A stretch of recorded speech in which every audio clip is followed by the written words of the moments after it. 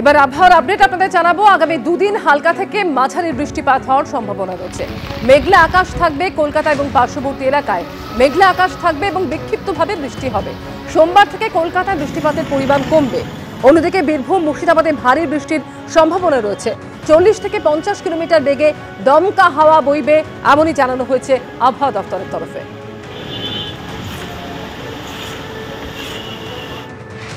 প্রধানত হালকা থেকে মাঝারি ধরনের বৃষ্টিপাত, মেঘলা আকাশ থাকার সম্ভাবনা রয়েছে আগামী দুদিন। কিছুটা বেশি থাকার সম্ভাবনা রয়েছে 4 তারিখে বীরভূম মুর্শিদাবাদ এই জেলাগুলো। দু এক জায়গায় স্থানীয়ভাবে ভারী বৃষ্টির সম্ভাবনা রয়েছে। 5 তারিখে স্থানীয়ভাবে দু এক জায়গায় ভারী বৃষ্টির সম্ভাবনা থাকছে মুর্শিদাবাদ, নদিয়া।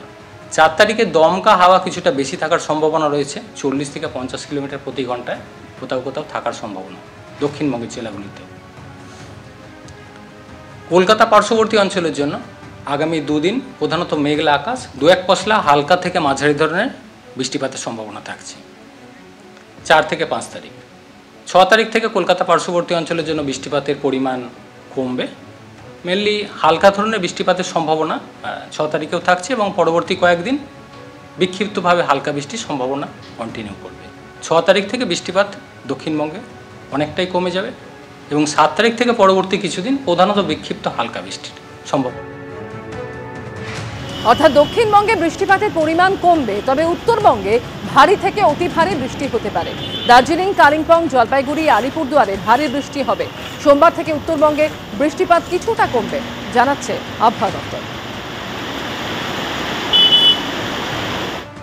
4 তারিখে ভারী থেকে অতি ভারী থেকে অত্যন্ত ভারী অর্থাৎ 20 সেন্টিমিটারের অধিক বৃষ্টিপাতের সম্ভাবনা থাকছে উত্তরবঙ্গের কয়েকটা জেলা, যেমন দার্জিলিং, কালিম্পং, জলপাইগুড়ি, আলিপুরদুয়ার এই জেলাগুলো।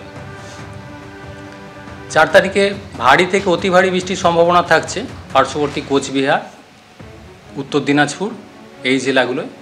ভারী বৃষ্টির সম্ভাবনা রয়েছে মালদা, দক্ষিণ দিনাজপুর এই জেলাগুলোতে। 5 তারিখেও বৃষ্টিপাত উত্তরবঙ্গে বেশি থাকবে। 6 তারিখে বৃষ্টিপাত কিছুটা কমে যাবে। দু এক জায়গায় স্থানীয়ভাবে ভারী বৃষ্টির সম্ভাবনা থাকবে, মেনলি আলিপুরদুয়ার জেলায় 6 তারিখে। অন্যান্য জেলাগুলোয় বৃষ্টিপাত 6 তারিখ থেকেই কমবে। তারপর 7 তারিখ থেকে পরবর্তী কিছুদিন অনেকটাই বৃষ্টিপাত কমে যাবে, মেনলি হালকা বৃষ্টির সম্ভাবনা থাকবে। দমকা হাওয়া দু এক জায়গায় 40 থেকে 50 কিলোমিটার প্রতি ঘন্টায় থাকার সম্ভাবনা রয়েছে উত্তরবঙ্গের জেলাগুলিতে আজকে অর্থাৎ 4 তারিখ। ডিভিসির 1.5 লক্ষ কিউসেক জল ছাড়া নিয়ে মুখ্যমন্ত্রীর দাবি উড়িয়ে দিল কেন্দ্র। মোট 70,000 কিউসেক জল ছেড়েছে ডিভিসি। মাইথন ব্যারেজ দিয়ে ছাড়া হয়েছে 42,500 কিউসেক জল। পাঞ্চেত ব্যারেজ দিয়ে 27,500 কিউসেক জল ছাড়া হয়েছে। সব মিলিয়ে 70,000 কিউসেক জল ছাড়া হয়েছে, এমনই পোস্ট করলেন কেন্দ্রীয় জলশক্তি মন্ত্রী CR পাতিল। মুখ্যমন্ত্রী মমতা বন্দ্যোপাধ্যায় যে 1.5 লক্ষ কিউসেক জল ছাড়ার দাবি করেছেন সেই তথ্য সম্পূর্ণ ভুল। দামোদর ভ্যালির রিজার্ভার রেগুলেশন কমিটির তথ্য উল্লেখ করে পোস্ট CR পাতিলের।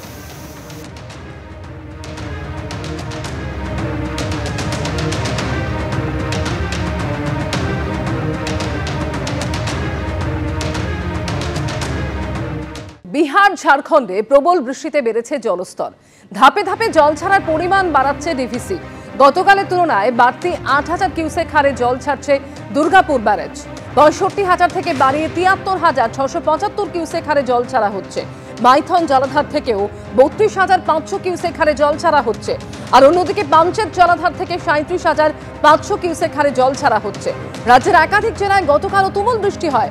তারই মধ্যে ডিভিসির ছাড়া জল নিয়ে আশঙ্কা প্রকাশ করেছে রাজ্য। দামোদর নিম্ন অববাহিকায় জলস্তর বাড়ার আশঙ্কা।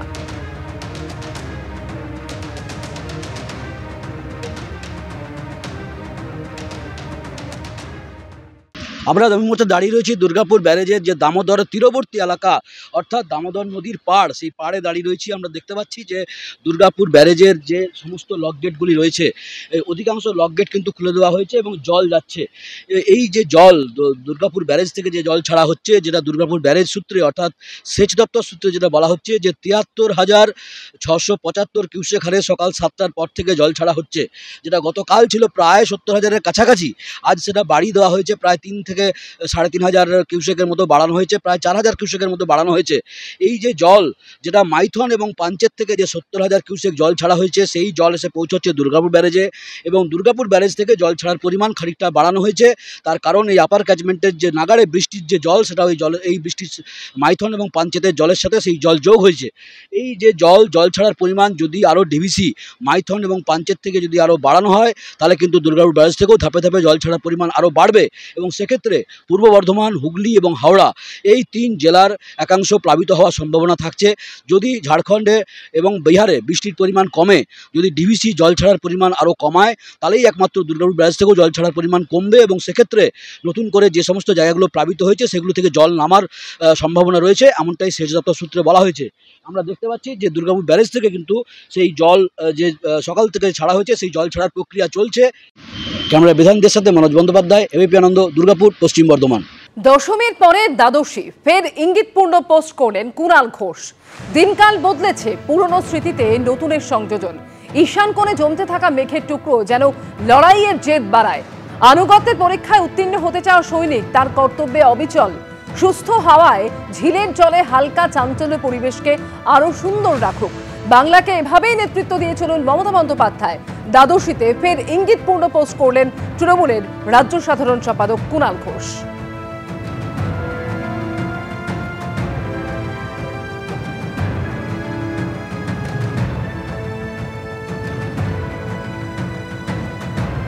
দশমীর পরে দ্বাদশীতেও ফের ইঙ্গিতপূর্ণ পোস্ট করলেন কুণাল ঘোষ, এবং এই পোস্টে তিনি লিখেছেন, দিনকাল বদলেছে, পুরনো স্মৃতিতে নতুনের সংযোজন। ঈশান কোণে জমতে থাকা মেঘের টুকরো যেন লড়াইয়ের জেদ বাড়ায়। আনুগত্যের পরীক্ষায় উত্তীর্ণ হতে চাওয়া সৈনিক তার কর্তব্যে অবিচল। সুস্থ হাওয়ায় ঝিলের জলে হালকা চাঞ্চল্য পরিবেশকে আরো সুন্দর রাখুক, বাংলাকে এভাবেই নেতৃত্ব দিয়ে চলুন মমতা বন্দ্যোপাধ্যায়। দ্বাদশীতে ফের এমনই ইঙ্গিতপূর্ণ পোস্ট কুণাল ঘোষের।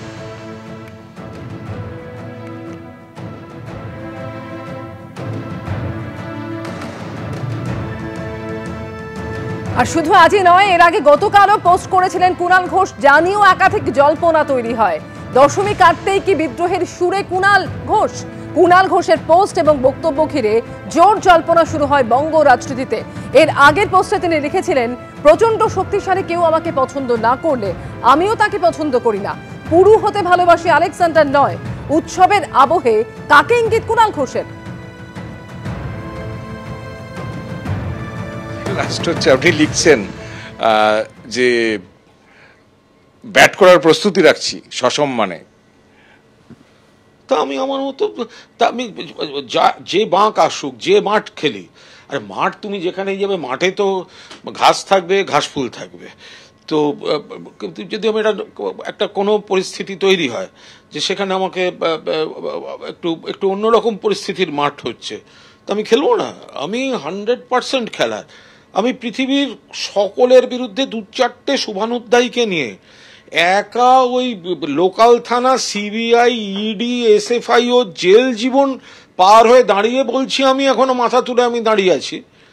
কিন্তু আমি যে মাঠই হোক, আমি আমার স্টাইলেই ব্যাট করব। আমি কোনো অবস্থায় সেখান থেকে কোনো রকম, আমি আবার বলছি,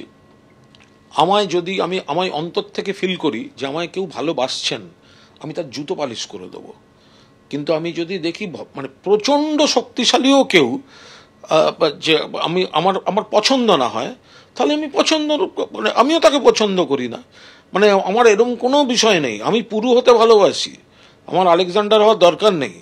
বাট আমি আমার মতো থাকবো, আমার মাঠে খেলবো। আমি ফলে এই একটা আবেগ থেকে করা, এর সঙ্গে রাজনীতি মানে আমি সেইগুলো করতে চাই না। আমি মনে করি আপনি একটা সময় মানে ভয়ঙ্কর, আমি মমতাদির সঙ্গে প্রত্যক্ষ রাজনীতিটা অতীতে ছাত্র পরিষদ করেছি, কংগ্রেস করেছি।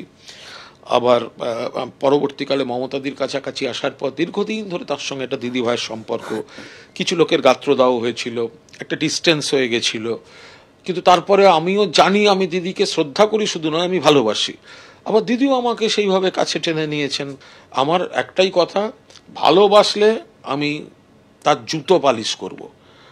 আর আমি হনুমান শ্রেণীতে পড়ি, আমার লেজে আগুন দিলে কিন্তু আমার মনে হয় তখন আমি হনুমান হিসেবে পারফর্ম করে দেবো।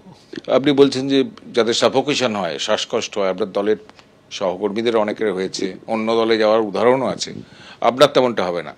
না না, ওসব আমি ন্যাকামি বলে মনে করি। সাফোকেশন কি? এটা যেখানে দল আমাদের দল, আমরা দলের সৈনিক। দলের নেতারা যেমন বলবে যে এইভাবে চলতে হবে, এইভাবে চলতে হবে, এই লাইফস্টাইল হবে, সকলের উপর আমরা নজর রাখছি। প্রত্যেকটা কর্মীরও এভরি রাইট আছে নেতাদের উপর নজর রাখার। আর আমার ওসব দমবন্ধর নেই। আমি আমি আমি এটাকে আমার মনে করি যে এটা একটা দল, মমতা বন্দ্যোপাধ্যায় নেত্রী, অভিষেক বন্দ্যোপাধ্যায় সেনাপতি। ফলে আমার দমবন্ধ লাগলে আমি প্রেম করব দলে, ঝগড়া করব দলে, আমি যা বলার আমি দলে বলবো। রাজ্য বিজেপির সভাপতি শ্রমিক ভট্টাচার্য এই মুহূর্তে টেলিফোনে রয়েছেন আমাদের সঙ্গে। শ্রমিক দা, সম্প্রতি কুণাল ঘোষের একের পর এক পোস্ট, একের পর এক মন্তব্য জল্পনা বাড়াচ্ছে।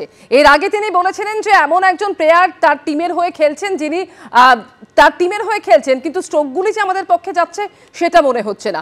ফের তিনি আরও একটি পোস্ট করলেন এবং এই পোস্টে কুণাল ঘোষ লিখেছেন যে ঈশান কোণে জমতে থাকা মেঘের টুকরো যেন লড়াইয়ের জেদ বাড়িয়ে দিচ্ছে। দেখুন, এই মুহূর্তে তৃণমূল কংগ্রেসের কোনো বক্তব্যের কোনো প্রতিষ্ঠা জনমনে নেই। কুণাল ঘোষ কি বলছেন, কুণাল ঘোষ কি বলেছিলেন এবং কুণাল ঘোষ কি বলতে পারেন, এ সম্পর্কে পশ্চিমবঙ্গের রাজনীতি সচেতন মানুষের একটা নির্দিষ্ট ধারণা। কুণাল ঘোষের একটা নির্দিষ্ট অতীত আছে, সে অতীত রাজনৈতিক অতীত, এবং সেই রাজনৈতিক অতীতটা সংঘর্ষপূর্ণ না জানি না, কিন্তু বেদনার, প্রত্যাখ্যানের, প্রতিহিংসার, যেটা পশ্চিমবঙ্গের মানুষ দেখেছিল যে কিভাবে তার আত্মচিৎকারকে পুলিশ বাজেয়াপ্ত করেছিল। পুলিশ গাড়ি বন্ধ বাজিয়ে মুখ দিয়ে বিকৃত আওয়াজ করে কুণাল ঘোষের কণ্ঠস্বর যাতে কোথাও প্রতিধ্বনিত না হতে পারে সেই ব্যবস্থা করেছিল। তারপরে আবার কুণাল ঘোষ সমহিমায় তৃণমূল কংগ্রেসে ফিরেছেন। প্রতিনিয়ত তিনি দলের হয়ে অত্যন্ত উগ্র আক্রমণাত্মক হয়ে ব্যাট চালিয়ে যাচ্ছেন। এবারে ওদের পরিবারের মধ্যে কি বিষয় আছে সেটা তো আমাদের জানার কথা নয়। এবং একটা দলের মধ্যে যদি কেউ কারোর উপরে নজর রাখে, খুব ভালো কথা বলেছেন যে নেতাদের উপরেও কিন্তু কর্মীরা নজর রাখছে, এটা বলছেন, এটা সম্পূর্ণ আভ্যন্তরীণ রসায়ন। এবং তৃণমূল কংগ্রেস ক্ষমতা থেকে চলে যাচ্ছে, তৃণমূল কংগ্রেস ক্ষমতা থেকে চলে যাবে, তৃণমূল কংগ্রেসের বিসর্জন নিশ্চিত, এগুলো তারই কিছু প্রতিফলন মাত্র। অনেক ধন্যবাদ শ্রমিক দা।